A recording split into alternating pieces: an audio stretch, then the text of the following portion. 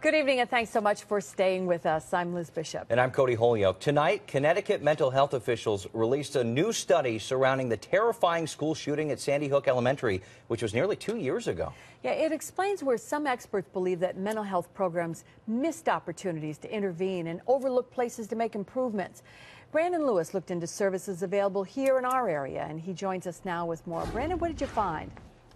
Well, Liz, among the recommendations by the Connecticut panel in this report is universal mental health access for kids up to 21.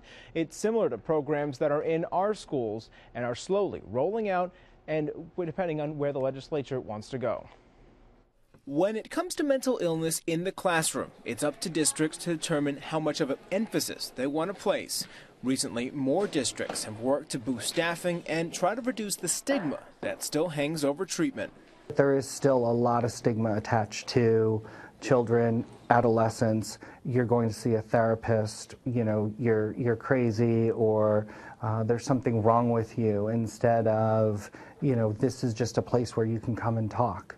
Over the last 5 years, federal grants have helped expand offerings in larger districts, and more are joining in by adding professionals in the building. We are picking up on a lot of kids that I think may have been missed, or we may have had to wait until there was some form of an episode of acting out behavior or a mental health behavior that we're able to detect because of these early recognition screens that we're doing in the schools. Part of the report following Sandy Hook recommended better training for educators. I really felt that they really hit on some really important themes in the report, many of which we are actually advocating for.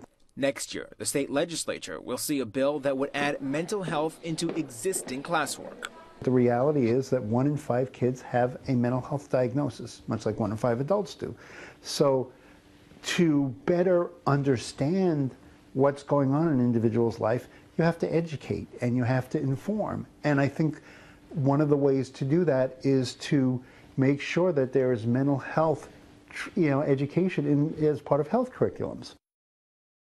And the report also noted that there's no single direct line between one entity and Adam Lanza's actions. Instead, the goal was to point out overall places for improvements. Live in studio, Brandon Lewis, CBS 6 News. Brandon, thanks.